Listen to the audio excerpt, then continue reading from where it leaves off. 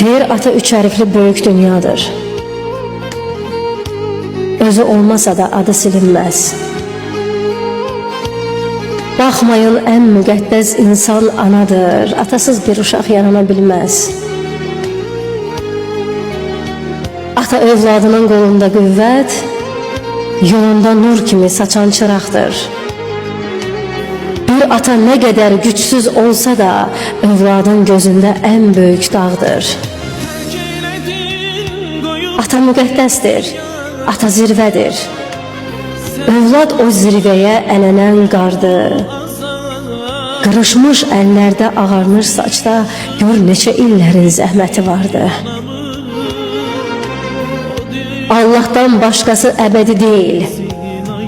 Bir ömür ağılda saxlayın bunu.